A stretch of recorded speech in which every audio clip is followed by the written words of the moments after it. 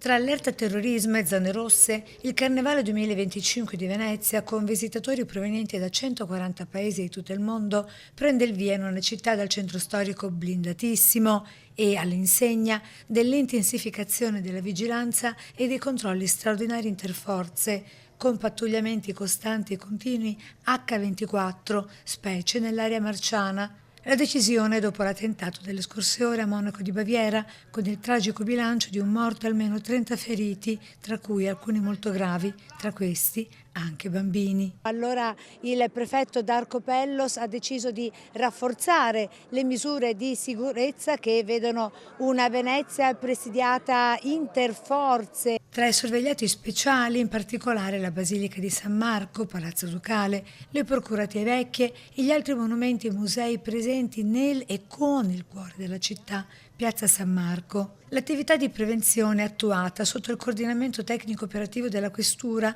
vede l'impiego del personale della Polizia di Stato, dell'Arma dei Carabinieri con l'arrivo nelle scorse settimane di 56 nuovi uomini dell'Arma, della Guardia di Finanza, i Lagunari e della Polizia Locale di Venezia, coadiuvato dagli equipaggi del Reparto Prevenzione Crimini che effettua un attento controllo anche con pattugliamenti appiedati in Borghese. 1 milione le presenze registrate nella passata edizione del Carnevale 2024 in una città che attrae ogni giorno 170.000 persone e che per questa kermesse, con i suoi 18 giorni di festeggiamenti previsti, cioè fino al prossimo 4 marzo, i conti sulla sicurezza sono presto fatti. Ecco infine che contro assembramenti e fiumi di gente la Polizia Locale di Venezia, sotto la direzione dell'ordinanza del sindaco, nelle zone rosse prevederà anche eventuali chiusure agli ingressi con barriere o sbarramenti per delimitare le zone interessate. O di renderle